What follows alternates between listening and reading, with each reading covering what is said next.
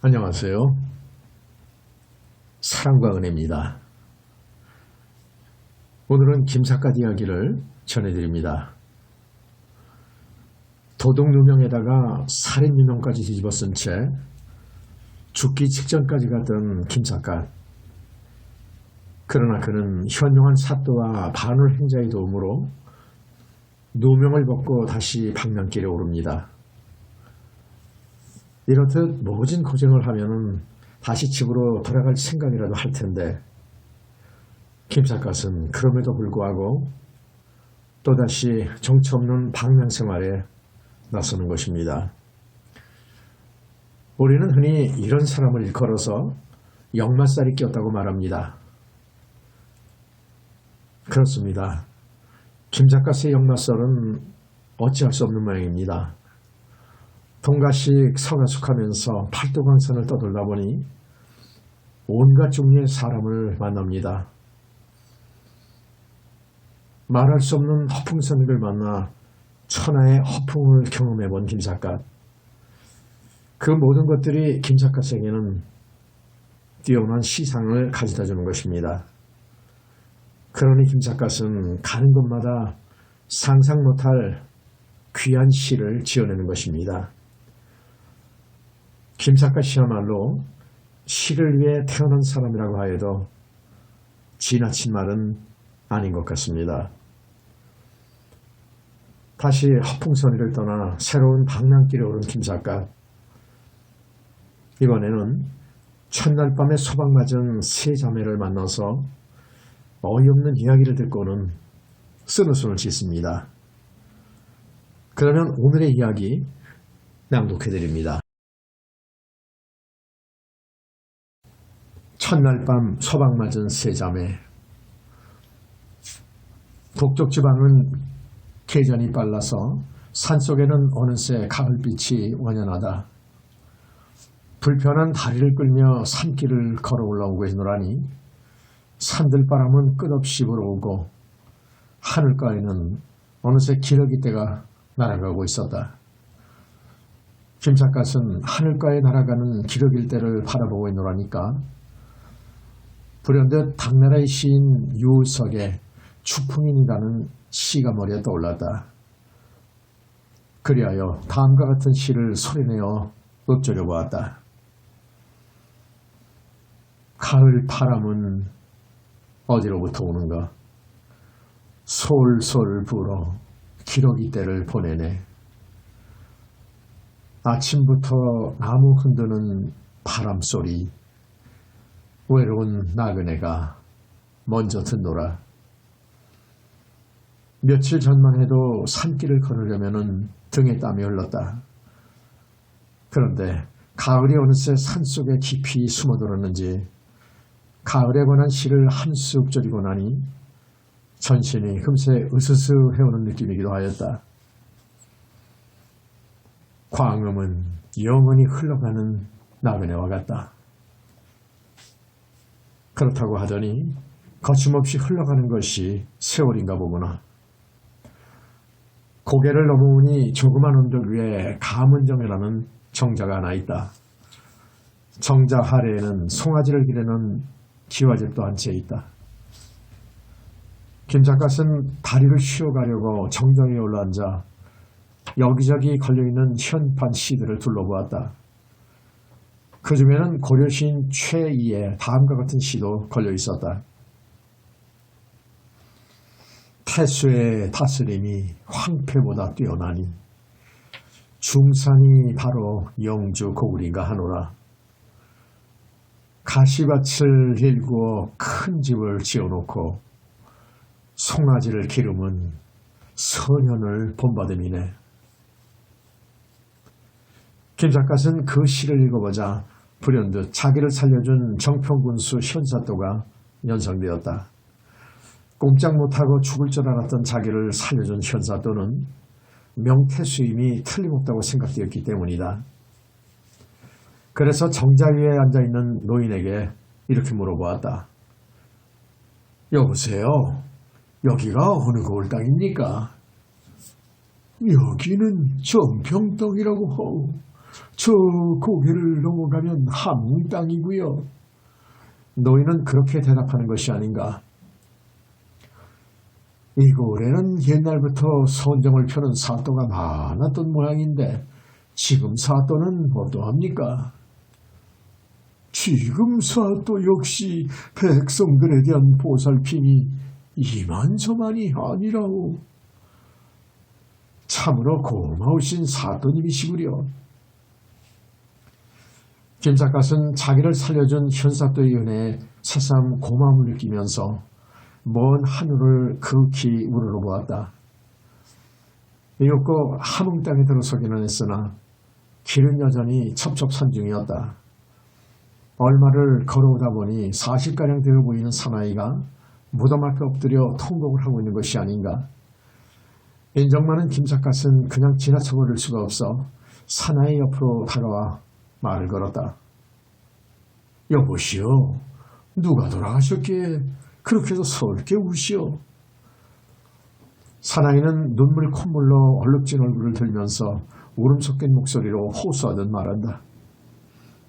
얼마 전에는 자식놈이 죽었는데 이번에는 마누라가 또 죽었으니 이 일을 어쩌면 좋단 말이오.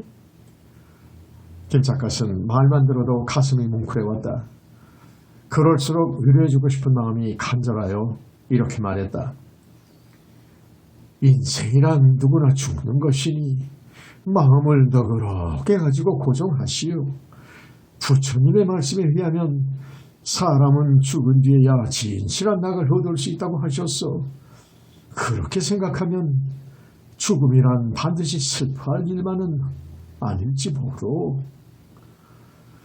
사나이는 김삿갓의 말에 수긍이 가지 않는지 소리 없이 눈물을 흘리고 있었다.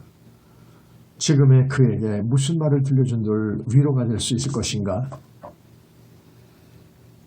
슬픈 사람은 마음껏 울게 내버려두는 것이 최상의 위로일 것 같았다. 그리하여 그 사람을 대신하여 다음과 같은 즉흥시 한 수를 혼자 읊어보았다. 아들이 죽은 뒤에 마누라가 또 죽으니 찬바람 해걸음이 철량키 그지없다. 돌아오니 집안은 절간처럼 쓸쓸해 찬입을 품어안고 혼자서 밤을 새우. 희로애락이 끊임없이 교체되는 것이 인생이고 보면 어느 누구인들 슬픈 일이 노상 없을 수야 있으랴. 그러나 아들과 마누라가 연달아 죽은 것은 슬픈 일 중에서도 슬픈 일이 아닐 수 없다. 김삿갓은 어떻게 하든지 그를 위로해 주고 싶은 심정에서 이렇게 말했다. 그만 울고 돌아갑시다. 혼자 돌아가기가 쓸쓸할 테니 오늘 밤은 나하고 댁에서 같이 지내면 어떠하겠소? 어차피 남의 집 신세를 져야 할 판이기에 이왕이면 하룻밤을 그와 함께 지내면서 마음껏 위로해주고 싶었던 것이다. 그러나 사나이는 고개를 가로저으며 말한다. 위로해 주셔서 말씀은 고맙소이다. 그러나 장모가 기다리고 계셔서 나는 처갓집으로 가야 하오. 그러고 나서 사나이는 모처럼의 호의를 거절한 것이 민망스러운지 이렇게 말하는 것이었다. 저 고개를 넘어가면 초시댁이라는 집이 있어 70을 넘은 노파가 혼자 살고 있는 집이요. 오늘 밤은 그 집에 찾아가서 쉬고 가도록 하시오. 사나이는 그 비통 중에도 잠자리 걱정까지 해줘 김삿갓은 고맙기 그지없었다. 고개를 허모으니 과연 집이 한 채 있다. 산골에서는 보기 드문 반기와집이었다.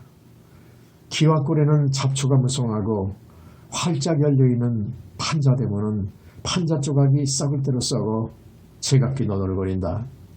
마치 폐가와 다름없이 파랗한 집이었다. 초시 양반이 죽고 나서 집안이 아주 거들난 모양이로구나. 그 집이 바로 초시댁이니 틀림없어 보이기에 김삿갓은 대문 앞에서 주인을 불렀다. 70노파가 방문을 열고 내다보며 누구냐고 묻는다. 머리가 하얗게 쓴 노파였으나 어딘지 모르게 기품이 고상해 보이는 노파였다. 그 할머니가 바로 초시댁 미망인이 아닌가 싶었다. 저는 지나가던 나그네 올시다. 하룻밤 신세를 줬으면 싶은데 재워주실 수 있는지요? 노파는 대청마루로 나오더니 약간 주저하는 빛을 보이다가 말한다. 우리 집은 나 혼자 사는 집이라오.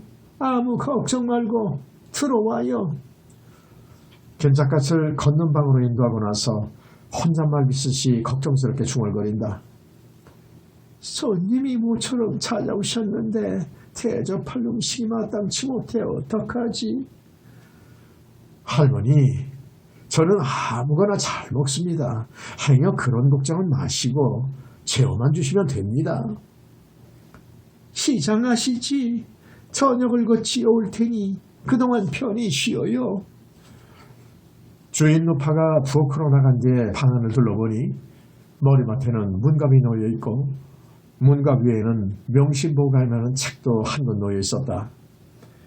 명심보감은 얼마나 오래된 책인지 책장이 여기저기 헤어져 있었다. 70노파가 혼자 살아가며 글을 읽을 정도라면 주인 할머니는 서울서 낙향에 온 명문가의 후예인가 보구나. 김삿갓은 편히 누워 그런 생각을 해보다가 깜빡 잠이 들어버렸다. 얼마 후 문소리에 놀라 깨어보니 주인 노파가 저녁상을 들고 들어온다. 반찬은 3가지밖에 안 되었으나 정성이 깃들어 있는 듯 모두가 먹음직스러웠다. 저만 먹을 게 아니라 할머니도 같이 드시죠. 주인 노파가 웃으면서 대답한다. 내가 아무리 늙었기로 남녀가 유별한데 외박 남자와 음식을 어떻게 같이 먹누? 반찬이 입에 맞을지 모르겠지만 어서 들어요. 외박 남자라고 말할 때에는 어딘가 모르게 수줍어하는 기색이 없지 않았다. 이윽고 저녁상을 물린 뒤 주인 노파가 자리끼를 들고 들어왔을 때 김삿갓은 이렇게 말을 걸었다. 할머니, 거기 좀 앉으시죠. 할머니는 이 집에 언제부터 혼자 살아오시는 겁니까? 주인 노파에게는 피연코 무슨 사연이 있는 것만 같아서 김삿갓은 그것이 알고 싶었던 것이다. 주인 노파는 등잔 뒤에 살며시 주저앉으며 말한다.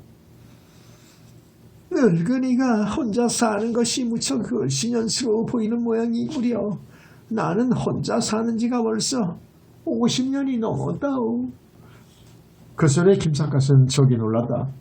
아니 그럼 초시어른께서 그렇게도 일찍 돌아가셨다는 말씀입니까? 김삿갓은 노파의 집을 초시댁이라고 부른다고 들었기에 주인 노파를 초시의 미망인인 줄로 알고 그렇게 물어본 것이었다. 그러자 주인 노파는 초시라는 말을 듣더니 약간 당황하는 빛을 보이면서 초시어른은 내 남편이 아니고 우리 집 아버님이시라우. 우리 집이 초시댁이라는 걸 어떻게 아셨소? 조금 전에 마을 사람한테 들었습니다. 초시어른이 부군이 아니고 선친이셨다면 제가 신뢰가 많았습니다. 김삿갓은 자기 짐작이 잘못되었음을 솔직히 사과하고 나서 아니 그럼 부군께서 그렇게도 일찍 돌아가셨다는 말씀입니까? 하고 다시 물었다. 주인 노파는 한동안 망설이는 빛을 보이다가 문득 얼굴을 힘있게 들며 이렇게 말하는 것이 아닌가. 나의 남편은 돌아가신 것이 아니고 나는 첫날 밤에 소박을 맞은 여자라우. 김삿갓은 너무나 뜻밖의 소리에 소스라치게 놀랐다. 첫날 밤에 소박을 맞으시다니요? 그게 무슨 말씀입니까?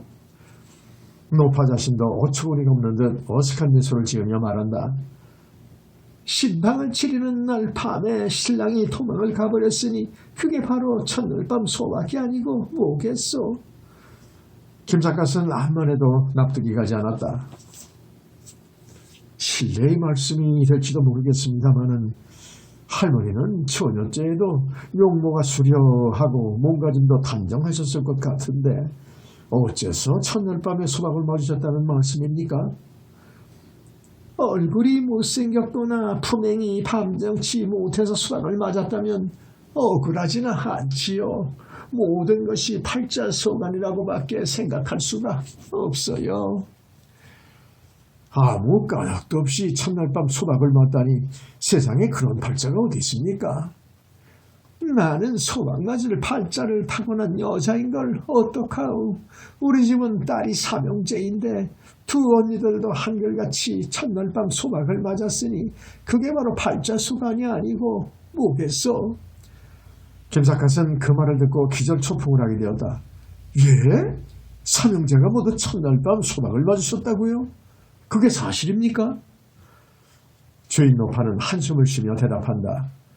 모든 것은 아버님의 산소를 잘못 쓴 탓이라고 생각해요. 조상의 산소를 잘못 쓰면 후손들이 망한다는 말은 흔히 들어오는 소리다. 그러나 산소를 잘못 쓴 죄로 딸 삼형제가 모두 다 첫날 밤 소박을 맞았다는 것은 처음 들어보는 소리가 아닌가. 조상의 산소를 잘못 써서 딸 삼형제가 모두 첫날 밤 소박을 맞았다니 도무지 믿기 어려운 말씀이군요. 도대체 어느 분의 산소를 잘못 써서 그렇게 되었다는 말씀입니까? 김삿갓이 그렇게 묻자 주인 노파는 한숨을 쉬며 대답한다. 누구는 누구겠어. 서울서 초시 교수를 지낸 낙향하신 아버님의 산소를 잘못 쓴 탓이었지요. 산소를 잘못 쓰면 후손들에게도 불행이 미치다는 말은 김삿갓도 흔히 들어왔었다. 그러나 산소를 얼마나 나쁜 데 썼기에 딸 삼형제가 한결같이 첫날 밤 소박을 맞았다는 것인가. 밑자리는 대개 직원들과 상의해가지고 정하는 법이 아니오이까. 손님께서 돌아가셨을 때에는 직원과 상의를 아니하셨던 모양이죠. 그자 주인 노파는 손을 내저으며 이렇게 말한다. 아버님을 모시는데 풍수와 상의를 아니했을 리가 있겠어요. 어머니는 유명하다는 직원을 모셔다가 밑자리를 정했는데 그놈의 직원이 천하의 돌팔이 직원이었던 것이지 뭐겠소. 풍수설에 의하면 밑자리에는 금계 포란형이니 옥녀 단금형이니 하는 형국의 이름이 있는 모양입니다. 선친을 어떤 형국에 모셨기에 그처럼 불행한 사건이 연발했다는 말씀입니까? 우리 아버님을 모신 형국은 잠두 형국이라더군요. 잠두 형이란 노예의 머리 형국이란 말이죠. 잠두 형국의 산소를 모실 때에는 산소에서 바라보이는 곳에 반드시 뽕나무를 심어놔야 한다는 것이요. 그런데 그놈의 돌팔이 시관은 잠두 형국이 명당이라는 것만 알았지 그런 형국에는 뽕나무를 심어놔야 한다는 것까지는 몰랐거든요. 우리 삼형제는 그래서 모두가 불행하게 된 것이요.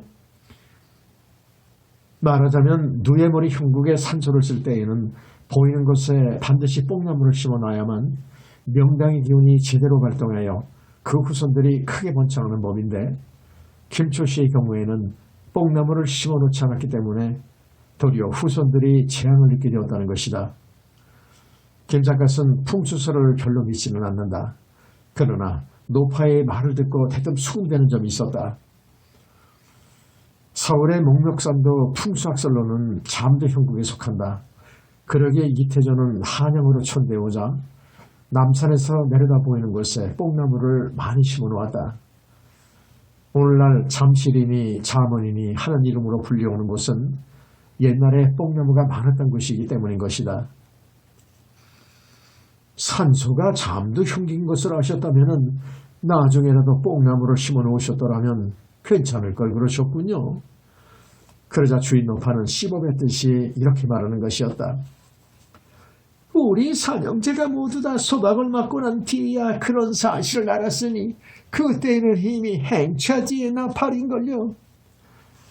김삿갓은 서울에 살던 주인 노파네가 무엇 때문에 함경도 산속으로 낙향을 해왔는지 그것도 궁금한 일이 아닐 수 없었다. 그리하여 노파에게 이렇게 물어보았다. 서울에 살며 초시 시험에도 통과한 선친께서 무슨 까닭으로 낙항했었다가 그런 불행을 당하게 되셨습니까? 그 얘기를 좀 들려주시죠. 김삿갓은 모든 일이 너무도 기이하게 여겨져서 슬쩍 말머리를 돌려 물어보았던 것이다. 주인 노파는 탄식하듯 한숨을 쉬며 말한다. 우리 집안 이야기를 하자면 한이 없다우. 서울에 사시던 당당한 양반 댁에서 무엇 때문에 낙향을 하셨는지 저로서는 궁금하기가 이를 데 없군요. 별로 숨길 일은 아니니까 사실대로 말씀드리죠. 주인 노파는 그와 같은 전제하에 다음 같은 이야기를 들려주기 시작하였다. 지금부터 60여 년 전 주인 노파의 아버지인 김성모는 서울에서도 남산골에 사는 대쪽 같은 선비 가문이었다. 그는 17살의 과거를 보아 초시시험에 대번에 급제할 정도로 수재형의 생님이었던 것이다. 그가 초시시험에 급제한 바로 그의 여름에 그의 은사인 조대감이 당파싸움에 휘말려 한경도로 장비를 가게 되자 김조씨는 은사의 길을 보살펴드리기 위해서 서울서 솔가하여 한경도로 따라 내려왔다. 그로부터 몇 년 후에 조대감이 유배지에서 세상을 떠나자 김조씨는 세상을 비가는 나머지 지금 노파가 사는 곳에 새로 집을 짓고 숫째 은둔 생활을 해왔다. 그 당시 김조씨에게는 금순, 은순, 보순이라는 딸 3형제가 있었는데 모두 10살 내외의 어린아이들이었다. 그런데 세상만 사는 화불 단인이어서 김춘 씨는 은둔 생활을 시작한 지 만 3년 만에 세상을 떠나버리고 말았다. 그때 맏딸 금수는 12살, 둘째 딸 은수는 10살, 막내딸 보수는 8살이었다. 딸 삼형제를 데리고 청산가부가 되어버린 초심한 누라는 딸들을 올바로 길러내는 것만이 자신의 의무라고 생각했다. 그리하여 낮에는 글과 예절을 가르쳐주고 밤이면 길쌈과 바느질을 가르쳐주어서 양같이 규수로서 손색이 없는 여자로 키워왔던 것이다. 그 당시 어머니 교육이 얼마나 철저했던지 막내딸에 대한 보순 할머니는 어머니에 대한 회상을 이렇게 하는 것이었다. 우리 어머니는 남자들에 대한 경계심을 얼마나 철저하게 주입시켜 주셨던지 우리들 삼형제는 출가할 때까지 남자들의 얼굴을 정면으로 바라본 일이 한 번도 없었답니다. 김삿갓은 딸 삼형제가 첫날 밤에 소망맞은 구체적인 이야기를 듣고 싶어서 다음과 같은 요도신문을 하였다. 차장께서 딸들을 교육시키시느라고 고생이 여간이 아니셨군요. 옛날에 양갓집 부인들은 모두가 그런 정신으로 살아왔던 것이죠. 그렇다고 해서 그것이 소망받는 이유가 될 수는 없는 것이 아니옵니까? 그리야 물론이죠. 그러나 무슨 일이나 도가 지나치면 오히려 화를 가져오게 되는 거라우. 우리 삼형제가 어째서 한결같이 첫날 밤 소박을 맞게 되었는지 차례대로 말씀드릴 테니 들어보세요. 그리고 주인 노파는 큰언니 금순이가 소박맞은 이유를 다음과 같이 말해주었다. 금순은 17살에 신당을 치르게 되었다. 신랑은 그 지방의 토반인 부잣집 아들이었다.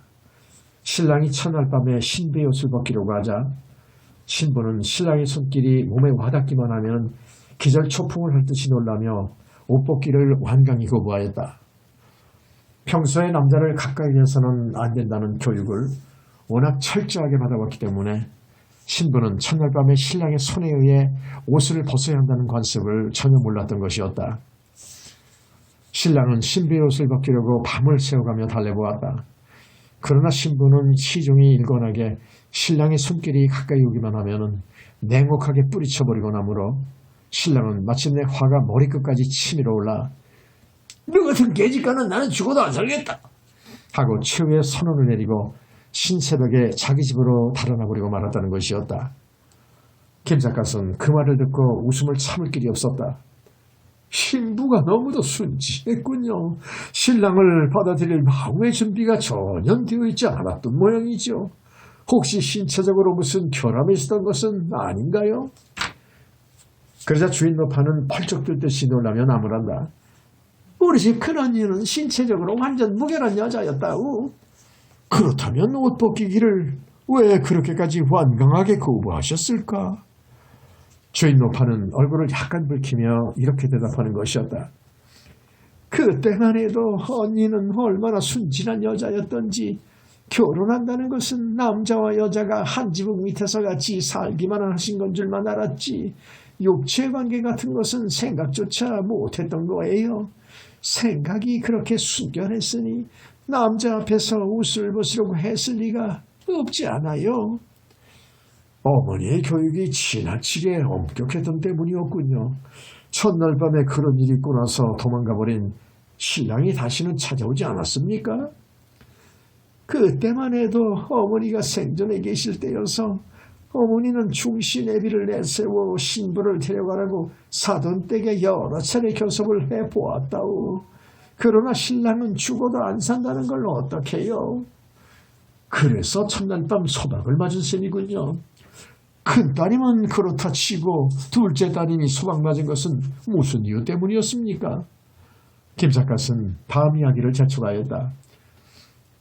은순 언니가 첫날 밤 소박을 맞은 것도 결국은 아버님의 선수를 잘못 쓴 탓이라고 밖에 볼 수 없어요. 주인 노파는 그와 같은 말을 해가며 둘째 언니가 소박 맞은 이야기를 다음과 같이 해주었다. 맏딸이 첫날 밤에 소박을 맞게 되자 어머니는 크게 깨달은 바가 있었다. 그리하여 둘째 딸이 신당을 치게 되었을 때에는 남녀 간의 육체관계에 대한 예비 지식을 자세하게 일러주면서 첫날 밤에는 신랑에 의해 신부의 옷을 벗겨주도록 되어 있는 법이다. 그런 줄 알고 신랑이 옷을 벗기려고 하거든 너는 신랑이 하자는 대로 고분고분 말을 잘 들어라. 첫날 밤에는 꼭 그래야 하는 법이니라 하고 신신당부를 해주었다. 그런데 둘째 사위는 워낙 숙맥 같은 위인이어서 첫날 밤에도 신부의 옷을 벗겨주려고 하지 않았다. 신부는 신랑이 옷을 벗겨주기를 은근히 기다리고 있었다. 그러나 신랑은 꼬은 보리자루처럼 신부와 마주 앉은 채 아무리 기다려도 옷을 벗겨줄 기색을 보이지 않는 것이 아닌가. 신부는 성미가 워낙 말걸량이 같은지라 언제까지나 기다리고만 있을 수는 없었다. 그리하여 마침내 자기 손으로 옷을 활활 벗어버리고 이불 속으로 들어가면서 신랑에게 이렇게 말했다. 저는 옷을 벗었으니 신랑님도 옷을 벗고 이불 속으로 들어오세요. 자기 딴에는 소박을 맞지 않으려고 선수를 친 것임은 말할 것도 없었다. 그러나 신랑은 신부가 자기 손으로 옷을 벗어 던지고 이불 속으로 들어가 눕는 꼴을 보자 기겁을 하며 놀란다. 아니 신부가 자기 손으로 옷을 벗고 이불 속에 먼저 들어가 눕는 여자가 어디 있어? 신랑님이 옷을 벗겨주지 않으시니까 제가 제 손으로 옷을 벗을 수밖에 없잖아요. 전에도 남자들하고 한 이불 속에서 같이 자본 경험이 많은 모양이지. 신랑은 그 한마디를 내던지고 부랴부랴 두루마기를 주워 입기가 무섭게 자기 집으로 달아나 버리고 말았다. 둘째 언니는 그렇게 해서 첫날 밤에 소박을 맞게 된 것이요. 김삿갓은 그 말을 듣고 포복절도를 하였다. 맏딸은 첫날 밤에 옷을 벗지 않으려고 고집을 부리다가 소박을 맞았고 둘째 딸은 언니의 전처를 밟지 않으려고 자기 손으로 옷을 벗었다가 소박을 맞았다니 그야말로 산소 탓이라고 볼 수밖에 없었다. 둘째 딸까지 첫날 밤 소박을 맞게 되자 어머니는 크게 상심한 나머지 그날부터 병석에 누워 1년 후에는 급기야 세상을 떠나버리고 말았다. 그야말로 초시대 가문이 풍비박산이 난 것이다. 두 언니는 그렇게 해서 첫날 밤 소박을 맞았다지만 막내딸인 할머니는 어떻게 해서 첫날 밤 소박을 맞으셨습니까? 가장 궁금한 이야기를 솔직히 물어보았다. 막내딸인 자기 자신이 소박을 맞은 데 대해서는 주인 노파가 이렇게 말했다. 큰 언니와 작은 언니가 모두 첫날 밤 소박을 맞은 데다가 어머니마저 돌아가시자 나는 숫지에 결혼을 안 하고 처녀를 늙어 죽을 결심이었다우. 그러나 언니들은 자기들 때문에 희생을 해서는 안 된다고 하면서 자꾸만 결혼하기를 권하는 거예요. 김삿갓은 이야기를 순조롭게 유도해 나가기 위해 언니들로서는 당연한 이야기겠죠. 그래서 언니들의 권고에 못 이겨서 결국은 결혼을 하기를 하셨습니까? 하고 반주를 넣어가면서 다음 말을 재촉하였다. 언니들이 하도 졸라대는 바람에 나는 마지못해 결혼을 했었다우. 그러나 나 역시 언니들과 똑같이 첫날 밤에 소박을 맞은 거예요. 그리고 주인 노파는 자기 자신이 첫날 밤에 소박을 맞게 된 경위를 이렇게 말했다. 삼형제의 막내딸인 보순이 결혼식을 올리게 된 것은 그녀가 18살 때의 일이었다. 상대편 신랑은 고개 넘어 선바위굴에 사는 양풍원댁 아드님이었다. 신부 보수는 결혼 날짜가 눈앞에 다가오자 언니들처럼 첫날 밤에 소박을 맞을까 두려워 걱정이 태산 같았다. 자기만은 어떡하든지 소박을 맞지 않고 싶었던 것이었다. 그리하여 여러 날을 두고 백방으로 궁리한 결과 첫날 밤에 신랑을 맞이하게 되자 자기 편에서 신랑에게 다음과 같은 말을 물어보았다. 첫날 밤에는 신부가 옷을 벗어야 하는 법이라고 하는데 제 옷을 제가 직접 벗는 것이 좋겠습니까? 그렇지 않으면 신랑님께서 벗겨주시겠습니까? 큰언니는 옷을 벗지 않으려고 고집을 부린 죄로 소박을 맞았고 둘째 언니는 옷을 자기 손으로 벗은 죄로 소박을 맞았기 때문에 신부 보수는 신랑의 의사를 존중해 줌으로써 소박을 면할 생각이었던 것이다. 그러나 신랑은 신부로부터 그런 질문을 받고 나자 눈동자가 튀어나올 듯이 놀라는 것이었다. 왜 그게 무슨 소리야? 신부가 옷을 제 손으로 직접 벗겠다고? 신랑께서 옷을 벗겨주시던가 저더러 직접 벗으라고 하시던가 신랑님 좋으실 대로 해주세요. 신부는 어떡하든지 소박을 맞고 싶지 않아서 자기 정신이 아니었던 것이다. 신랑은 어처구니가 없는 듯 입을 딱 벌린 채 한동안 말이 없었다. 그러다가 벼랑간 용수초를 튕긴 듯 벌떡 일어서며 기집년이 얼마나 머리 놀아먹었으면 그 꼴이야 하고 한마디 외치더니 쏜살같이 밖으로 달아나 버리려는 것이었다. 김삿갓은 그 이야기를 듣고 또다시 배를 움켜잡고 웃었다. 소박을 맞을 운명을 어쩔 수가 없었던 모양이군요. 모두가 아버님의 산소를 잘못 쓴 탓이었어요. 주인 노파는 자기네 삼형제가 한결같이 첫날 밤에 소박 맞은 원인을 어디까지나 산소를 잘못 쓴 대로 돌리고 있었다. 김삿갓은 여러 해 동안 이 지방 저 지방으로 떠돌아다니며 별의별 이야기를 다 들어왔었다. 그러나 조상의 산소를 잘못 쓴 죄로 딸 삼형제가 모조리 첫날 밤 소박을 맞았다는 이야기는 처음 들어보는 소리였다. 그래서 세 분은 그 후에 아무도 재혼을 아니하셨습니까? 김삿갓이 그렇게 물어보자 주인 노파는 펄쩍 뜰듯이 놀라며 말한다. 여자란 한 번 결혼했으면 그만이지 재혼은 무슨 재혼이에요. 그렇다면 세 분은 명색만 결혼을 했다 뿐이지 실질적으로는 일생을 처녀로 늘고 오신 것이 아닙니까? 이를테면 그런 셈이지요. 우리 세 여자는 한평생 아버님이 물려주신 이 집에서 함께 살아오다가 큰언니는 10년 전에 돌아가셨고 작은 언니는 3년 전에 돌아가셔서 지금은 나 혼자만 남아있어요. 김삿갓은 말만 들어도 처량한 기분이었다. 자고로 우리나라에서는 신랑과 신부의 첫날 밤을 지나치게 신성시해왔습니다. 그 때문에 신부가 첫날 밤에 조그마한 실수로 억울하게 소박을 맞은 비화가 너무도 많아요. 그런 풍습은 이제 앞으로는 적당히 고쳐 나가야 될 것입니다. 김삿갓은 측은한 생각에서 그렇게 말하자 주인 노파는 즉석에서 반문한다. 남들도 첫날 밤에 소박 맞은 일이 더 있기는 한가요? 있다 뿐입니까? 그런 사건은 어느 지방이나 흔히 있는 일인걸요. 우리 삼형제는 옷을 벗고 안 벗는 일로 소박을 맞았지만 다른 여자들은 어쩌다가 소박을 맞았을까요? 김삿갓은 웃으며 대답한다. 내가 주워들은 이야기로는 소박을 맞는데도 원인은 여러 가지가 있습니다. 어떤 신부는 이를 뽑고 시집을 갔다가 그로 인해 첫날 밤에 소박을 맞았다는 거예요. 주인 노파는 그 말을 듣고 크게 놀란다. 신부의 이가 하나쯤 없기로 그게 무슨 소박 맞을 이유가 되는가요? 어금니나 송곳니가 하나쯤 없다면 문제가 안 되겠지만은 하필이면 앞니가 빠졌기 때문에 소박을 맞게 된 것이죠.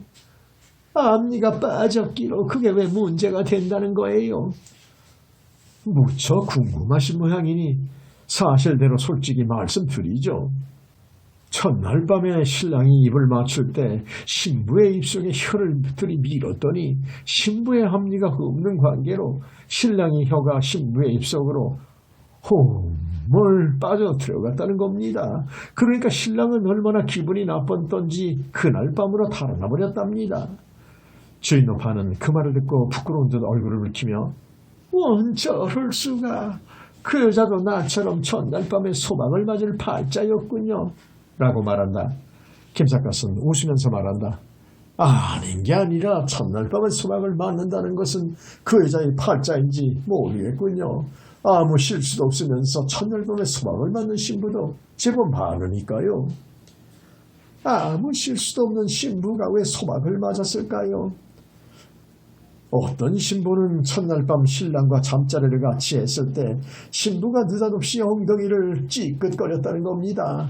그러니까 신랑은 신부가 수처녀가 아니라고 하면서 그 자리에서 파혼을 선언하고 돌아가 버렸다니 그야말로 기가 막힐 노릇이지 뭡니까? 주인 노파는 그 말을 듣고 어리둥절해하는 표정을 짓는다. 어머나, 무슨 신부가 남자를 처음으로 맞아들이면서 엉덩이를 찌끗거렸을까요? 아마 그 여자는 순결한 처녀가 아니었던 모양이죠. 천만의 말씀입니다. 순결한 처녀임에는 틀림이 없었지만 자기도 모르게 어쩔 수 없이 엉덩이짓을 하게 되었더라는 것이랍니다.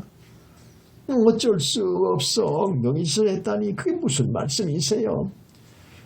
신부는 첫날 밤에 영문도 모르고 소방을 맞았는데 그로부터 몇 해 후에 알고 보니 첫날 밤에 깔았던 요 속에 바늘 부러진 것이 들어있어서 그놈이 첫날 밤에 신부의 엉덩이를 찔러대는 바람에 어쩔 수 없이 엉덩이를 찌끗거리게 되었다는 것이랍니다.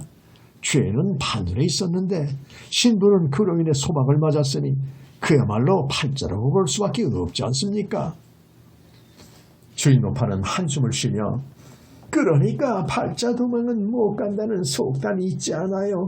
그 여자도 나처럼 억울하게 소박을 맞을 팔자였나 보죠. 억울하게 소박 맞은 여자들이 어디 그뿐이겠습니까? 어떤 신부는 신랑과 접촉하는 바로 그 순간에 뿡 하고 방귀를 낀 채로 소박을 맞은 경우도 있었답니다. 주인 노파는 그 소리를 듣자 허리를 움켜잡고 웃었다. 신부가 얼마나 부끄러웠을까? 그것도 소박 맞을 이유가 되나요? 글쎄올시다. 우리네 여성들 중에는 모든 것을 팔자로 돌려버리며 불행하게 살아가는 사람들이 너무나 많아요. 그러고 보면 모든 불행을 덮어놓고 팔자로 돌려버린다는 것은 깊이 생각해볼 문제가 아닐까 싶군요. 사실 생각을 조금만 달리 먹으면 얼마든지 행복하게 살아갈 수 있는 여자들이 팔자라는 미명하에 일생을 불행하게 종신하는 경우가 우리나라에는 너무도 많은 것 같았다. 지금 눈앞에 앉아있는 주인 노파도 그런 부류의 여자 중 한 사람임은 말할 것도 없다. 그러나 며칠 전에 만났던 옥만석의 마누라는 유복자를 가지고 청산가부가 되었음에도 불구하고 행복하게 살겠다는 의지가 강하기 때문에 지금은 남부럽지 않은 재생의 행복을 누려오고 있지 않은가. 그렇게 따지고 보면 팔자라는 말은 약자의 자기 변명에 불과한 말인 것 같기도 하였다. 주인 노파는 한평생을 처녀로 늙어온 몸인지라 70이 다 된 지금에도 처녀처럼 상냥하고 정갈스럽기가 이를 데 없었다. 이 깊은 산 중에서 혼자 살아오시기가 외롭지 않으십니까? 김삿갓이 그렇게 물어보니 주인 노파는 고개를 살랑살랑 내줘 보이며 대답한다. 낮이면 온갖 새소리를 들으며 농사를 짓고 밤이면 달과 별을 바라보며 살아오고 있는 탓인지 별로 외로운 줄은 모른다오. 언니들이 돌아가신 뒤에는 일시 외로울 때도 없지 않았지요. 그러나 지금은 그런 외로움도 깨끗이 가셔져 버렸다오.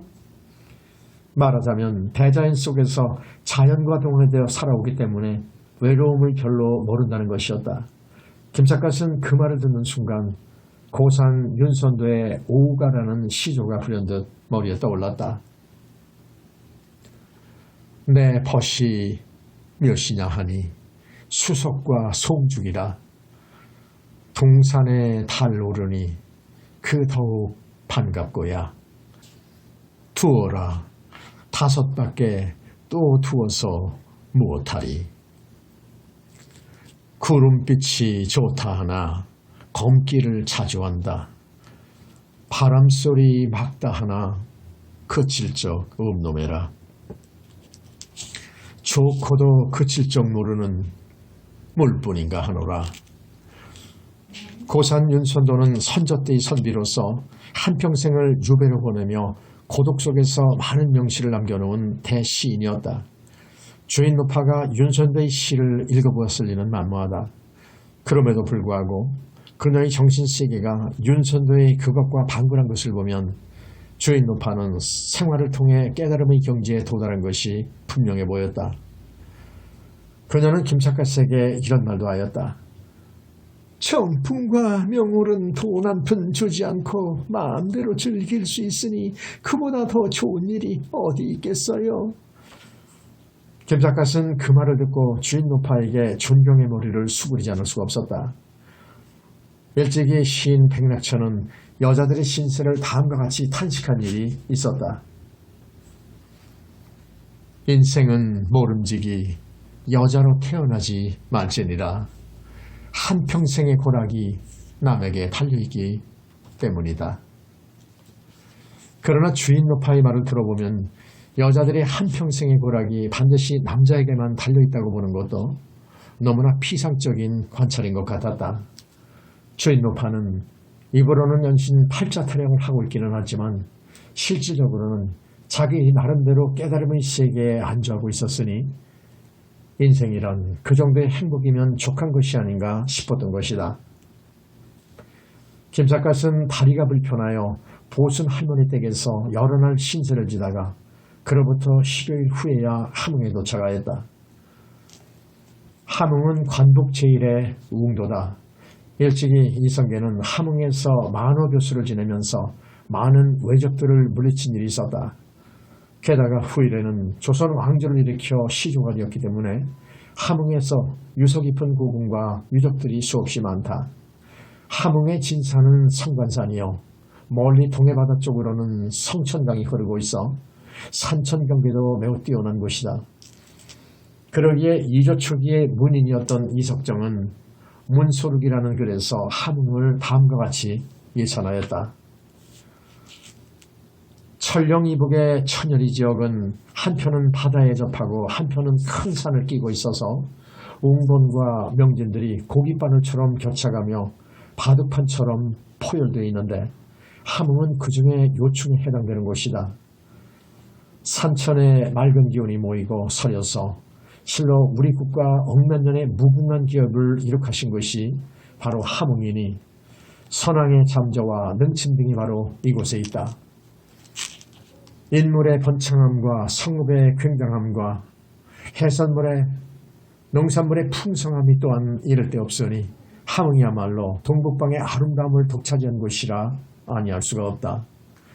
함흥은 역사의 고장인지라 그 옛날 이성계가 살았다는 귀지동의 경흥전을 비롯하여 객사 주변에 있는 문소루, 선경루, 관풍경 등과 청천강변에 있는 민낙정과 구청각 등의 누각만도 수없이 많다. 김삿갓은 우선 객사 북쪽에 있는 문소루부터 올라가 보았다. 다락이 반공에 높이 솟아 있어서 난간에 몸을 기대고 사방을 두루 살펴보니 함흥 시가지와 멀고 가까운 풍경들이 한눈에 굽어 보인다. 문소루 다락 위에는 고인들의 시 현판이 많이 걸려 있는데 박원형이 지은 다음과 같은 시가 눈길을 끌었다. 높은 다락에 올라 봄하늘 바라보니 지나간 옛일들이 유연하게 보이네. 풍상의 황릉들은 몇 해나 되었으며 기양의 옛집들은 몇 세월이나 흘렀노.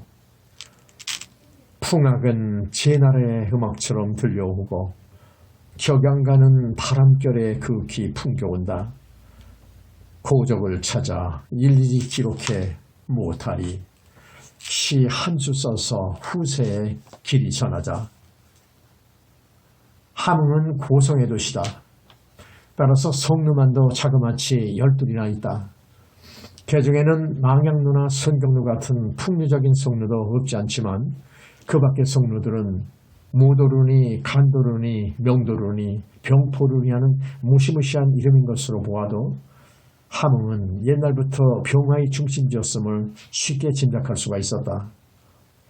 이름이야 어쨌든 간에 모든 성류들이 반공에 높이 솟아있어 풍광이 좋기가 이루 말할 수가 없다. 그러나 풍광이 으뜸인 것을 말한다면 뭐니 해도 성천강을 멀리 눈에 굽어보면서 성관상 언덕 위에 하늘 높이 솟아있는 구천각일 것이다. 김삿갓은 문소루를 구경하고 나서는 발길을 구천각으로 돌렸다. 구천각은 누각이 하늘에 닿을 듯이 높이 솟아있다고 하여 구천각이라 명명했다 하거니와 과연 누각 위에서 굽어 살펴보면 저 멀리 굽이굽이 흘러가는 성천강물도 운치가 있거니와 성천강의 가르누에 있는 만세교가 그림처럼 아름다웠다. 다리의 길이가 무려 150여간, 그야말로 하늘의 무지개를 연상케 하는 기나긴 환상의 다리였다. 험한 산들은 바다로 뻗어나오다가 발을 멈추며 들을 이루었고 성천강 푸른 물 위에는 놀이배가 두세 척 떠돌고 있는데 만세교의 기나긴 다리 위로는 어떤 풍류객이 말을 타고 한가롭게 건너오고 있지 않은가. 눈에 보이는 모든 풍경이 그림처럼 마냥 아름답기만 한 것이었다. 이에 김삿갓은 시흥이 도도하여 즉석에서 다음과 같은 즉흥시 한 수를 읊었다.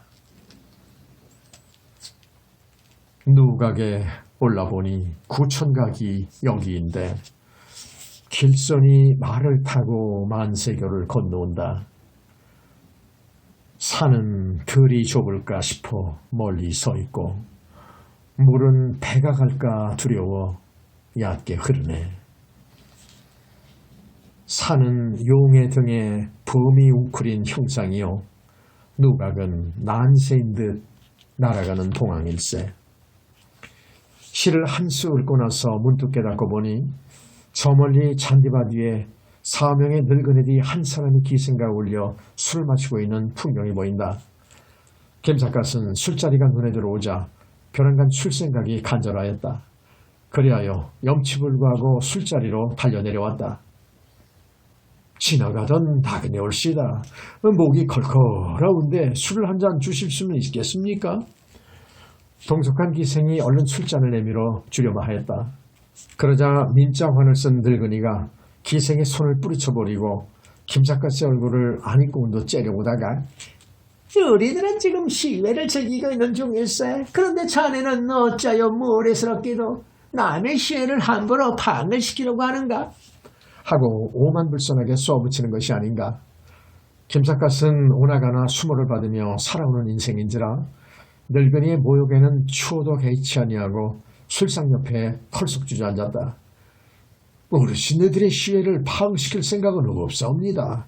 술 몇 잔만 주시면 저도 어르신네들과 어울려 시를 한두 수쯤은 짓기로 하겠습니다. 그 소리에 늙은이들은 눈을 커다랗게 뜨며 놀란다. 어느 자네가 우리들과 어울려 시를 져보겠다는 말인가? 코가 메주덩이 같은 늙은이가 그렇게 물어보자 그 옆에 앉아있는 늙은이가 콧방귀를 시큰둥하게 뀌면서 대뜸 다음과 같이 비아냥거린다. 저 친구가 공짜 술을 얻어 먹으려고 수작이 보통이 아니로군 그래. 예끼 사람아, 자네는 시가 네 집 어린아이의 이름인 줄 아는가? 김삿갓의 옷주제로 보아서 도저히 시를 지을 만한 위인이 못된다고 업신여기는 듯 한 소리였다. 그러나 동기인 듯 싶은 애송이 기생이 그 늙은이를 가볍게 나무라며 진사어른께서는 너무 아쉬웁니다. 세상에 술 인심처럼 좋은 것이 어디 있사옵니까? 술을 한 잔 드리고 나서 시를 지어보시라고 하십시다. 그리고 김삿갓에게 술을 따라주며 말한다. 제가 술을 따라드릴 테니 한 잔 드시고 기막히게 좋은 시를 한 수 들려주시옵소서. 고맙네. 이왕 술을 주려거든 석잔을 연못 따라주게나. 석잔쯤 마셔야 막혀있던 목구멍이 뚫릴 것일세. 필요하시다면 술은 얼마든지 따라드리겠습니다. 김삿갓은 술 석잔을 연달아 마시고 나서 자네 덕택에 꽉 막혀있던 목구멍이 이제야 환히 뚫리는군. 자네 이름을 뭐라고 하는가? 하고 기생의 이름을 물었다. 명월이라고 하옵니다. 명월? 자네야말로 공산명월처럼 밝고도 시원스러운 이름일세 그려. 김삿갓은 거기까지 말하다가 문득 참 함흥에는 가련이라는 기생이 있을 터인데 혹시 자네는 그런 기생을 모르는가? 하고 물어보았다. 언젠가 강원도 산속에서 만났던 70노파의 딸이 함흥에서 가련이라는 이름으로 기생질을 하고 있다는 말을 들은 일이 문득 머리에 떠올라 한번 물어본 것이었다. 명월은 가련이라는 소리를 듣더니 크게 놀란다. 어마, 가련이요? 가련은 저희 친언니나 다름없는 분인데 손님은 가련 언니를 어떻게 아세요? 김삿갓과 명월의 수작이 어울려가는 것을 보자 서진사라는 늙은이가 얼굴에 노기를 띠며 벼랑간 호통을 지른다. 명월아, 너는 홍문년 전치에 뛰어오던 번쾌같이 해계망치간 골게 뻗어오르서 무슨 수작을 하고 있느냐? 기생명월은 서진사라는 늙은이가 호통을 치는 바람에 얼굴을 붉히며 저편으로 자리를 옮겨가 버린다. 김삿갓은 늙은이들에게 미안한 생각이 들었다. 어르신네들께 죄송합니다. 술을 몇 잔 얻어먹었으니 이제 약속대로 시를 한 수 읊으오리까? 그러자 원생원이라는 늙은이가 김삿갓을 경멸의 눈으로 바라보면서 자네가 시를 짓겠다고 하지만은 글이라는 것을 배워본 적은 있는가? 하고 수지에 무시하는 태도로 나오는 것이 아닌가? 김삿갓은 머리를 굽실거리면서 이렇게 대답하였다. 사서삼경은 못 배웠습니다마는 천자문만은 읽었사옵니다. 내 늙은이는 그 말을 듣고 한결같이 폭소를 터뜨린다. 겨우 천자문이나 읽은 주제에 우리네와 어울려 시를 짓겠다는 말인가? 한문은 천자문밖에 못 배웠지만은 언문만은 잘 알고 있사옵니다. 시는 언문으로 지어도 되는 것이 아니옵니까? 예, 이 무식한 친구야. 언문이라는 것이 그게 어디 글인가? 그러니까 한문을 참다운 글이라고 해서 진서라고 하지 않는가? 자네는 그런 것도 모르면서 시를 짓겠다는 말인가? 도무지 되먹지 않는 소리다. 어째서 제 나라 글은 글이 아니고 남의 글만, 한문만이 진서라는 것인가? 소위 선비라는 작자들은 그처럼 4대 사상이 골주에 있기 때문에 세상 사람들은 저들을 부유, 즉 썩은 선비라고 경멸해오고 있지 않은가?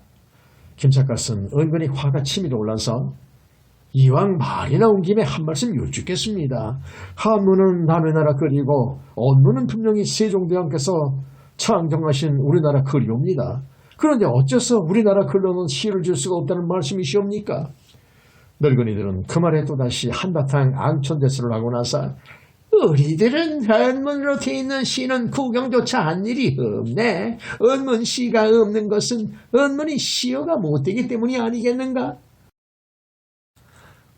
우리나라에는 수백 년 전부터 우리 글로 되어 있는 시조라는 것이 전해 내려오고 있사온데 시조는 시에 해당하는 글이 아니라고 생각하시옵니까? 시조? 시조라는 것은 부녀자들이 장난삼아 짓거리는 것이지 그게 어디 시라는 말인가? 김삿갓은 생각할수록 우라가 치밀어 올라 못 견딜 지경이었다. 그리하여 마침내 이렇게 따져 물었다. 매우 죄송한 말씀이옵니다마는 여러 어르신네들은 언문을 알고 계시기는 하옵니까? 언문을 아느냐고 물어보니 네 늙은이들은 꿀먹은 벙어리처럼 아무 대답이 없다. 모두가 언문을 모르는 증거임이 분명하였다. 자기 나라 글을 모른다는 것은 마땅히 부끄럽게 여겨야 할 일이다. 그럼에도 불구하고 그들은 언문을 멸시하는 관념이 얼마나 농후한지 조석사라는 늙은이는 오히려 김삿갓을 이렇게 나무라기까지 하는 것이었다. 이 사람아, 언문 따위는 아녀들이나 배우는 글일세. 당당한 선비가 무슨 할 일이 없어서 그런 것을 배운단 말인가? 김삿갓은 기가 막혔다. 여러 어르신네들께서는 한시를 숭상하시는 것을 저는 무턱 빼고 나쁘다고는 말하지 않겠습니다. 그러나 언문은 당당한 우리나라 글이 아니옵니까? 그것이 어째서 아녀자들만이 배우는 글이라는 말씀입니까? 한시를 지으실 때에도 언문을 섞어 쓰시면은 표현이 얼마나 자유로우신지 아실 것이옵니다. 이놈아, 무슨 소리 그만하세. 한시에는 운이라는 것이 있는 법이네. 운을 무시하고 어떻게 언문을 섞어 쓸 수 있다는 말인가? 김삿갓은 고개를 가로저으며 시는 뜻을 전달하기 위해 필요한 것이지 운을 맞추기 위해 시가 생겨난 것은 아니옵니다. 예, 이 사람 무식하거든 국으로 잠자코 있기나 하게 운이 없는 시를 어떻게 시라고 할 수 있단 말인가? 늙은이들은 김삿갓이 시를 전혀 모르는 위인인 줄 알고 제각기에 욱박질러 대는 것이었다. 그러나 욱박지른다고 굴복할 김삿갓은 아니었다. 운을 무시하고 한문과 언문을 섞어 써도 좋은 시만 지으면 될 것이 아니옵니까? 뭐? 운을 무시한 채 언문을 섞어 써도 좋은 시를 쓸 수 있다고? 그렇다면 본보기로 자네가 이 자리에서 한 수 지어 보게나. 늙은이들은 김삿갓을 경멸의 눈으로 바라보며 말한다.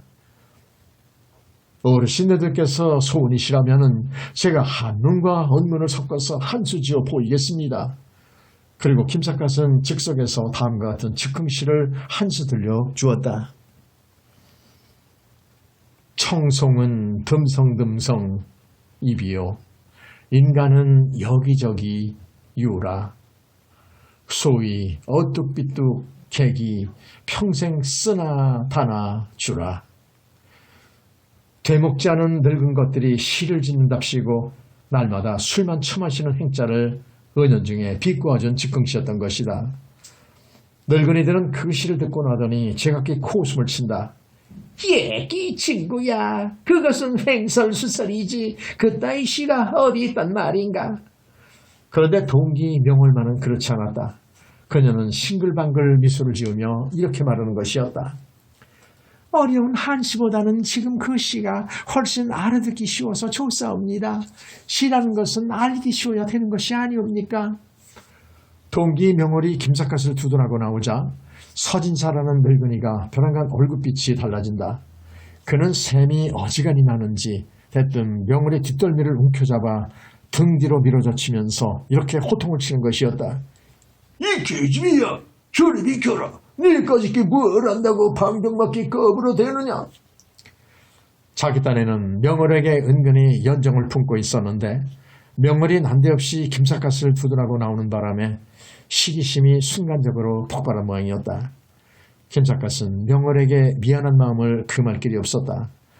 그런데 동기 명월에게 연정을 품고 있기는 조석사라는 늙은이도 마찬가지였던지 이번에는 조석사가 서진사를 이렇게 나무란다.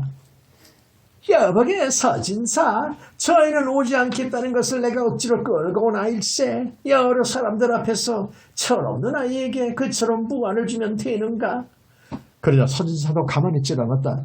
왜다 꼴도 꼴 같지 않은 개집이 하나 데려왔다고 자네가 누구 앞에서 넋이야 산이야 큰 소리를 치는가? 뭐라고? 내가 자네 앞에서 넋이야 신이야 큰 소리를 친다고? 아니 이 사람아, 자네가 술 따라줄 계집애가 하나쯤 있었으면 좋겠다고 말했길래 나는 자네를 위해 명월이를 데리고 온 걸세. 왜다 누구를 위해 저 계집애를 데리고 왔는지 그놈의 속셈을 누가 아는가? 애송이 동기 하나를 놓고 두 늙은이가 우스꽝스러운 시비를 벌이자 문첨지와 원생원이 얼른 화해를 하려고 나선다. 이 사람들아, 이 좋은 자리에서 자네들은 시를 지을 생각은 아니하고 왜 쓸데없는 소리를 씹으려대는가? 그리고 좌중의 분위기를 바꿔버리고 싶은 탓인지 김삿갓에게 이렇게 부탁하는 것이었다. 여보게 지나가던 젊은이, 자네가 시에는 자신 있는 모양이니 자네가 한시를 한 수 지어보게. 그러면 우리들도 제각기 한 수씩 짓기로 하겠네. 좋습니다. 그러면 제가 즉흥시를 한 수 지을 테니 지필목을 빌려주십시오. 김삿갓은 붓과 종이를 손에 들자 대뜸 다음과 같은 시를 즉석에서 후려갈겼다. 해가 뜨니 원숭이가 들에 기어나고 고양이가 지나가니 쥐가 모두 죽는다. 황혼이 오니 모기가 처마 끝에 이르고 밤이 오니 벼룩이 자리에서 쏘아대네.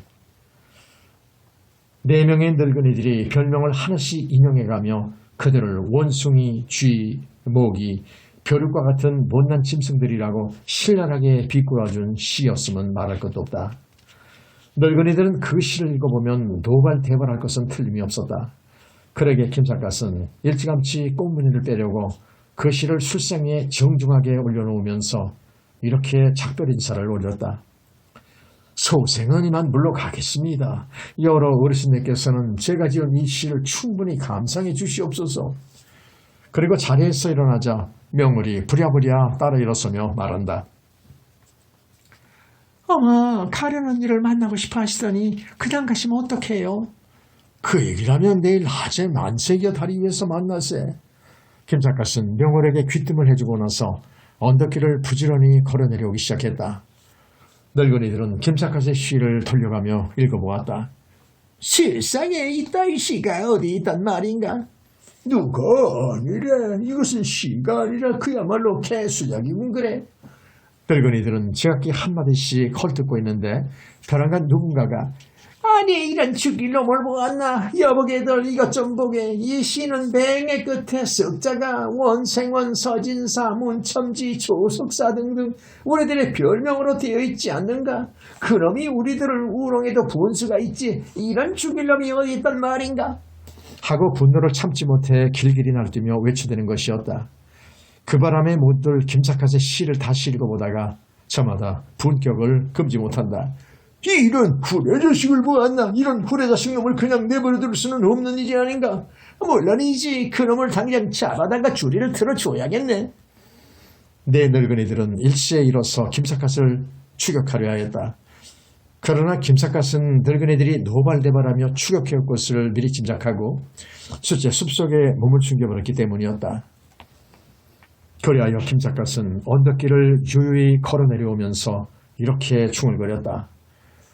내가 아무리 허리 빠졌기로 쥐새끼나 벼룩 같은 것들에게 붙잡힐 내가 아니다. 언덕길을 무사히 내려오기는 했으나 갈 데가 없었다. 호주머니에 돈이 한 푼 없으니 객주집을 찾아갈 수는 없는 일이 아닌가. 마침 농사꾼이 한 사람 지나가기에 김삿갓은 그를 붙잡고 물어보았다. 혹시 이 근방에 양객을 하는 댁이 있겠소이까? 돈을 안 받고 과객들을 그냥 채워보내는 부잣집을 찾아본 것이었다. 농사꾼은 고개를 이리 기웃 저리 기웃해가며 생각해보다가 저기 보이는 마을이 사당동인데 저 마을에 강부자가 살고 있어. 그 집이라면 하룻밤 재워줄 듯 싶으니 그 집을 찾아가 보시오. 하고 일러준다. 김삿갓은 사당동으로 발길을 돌렸다.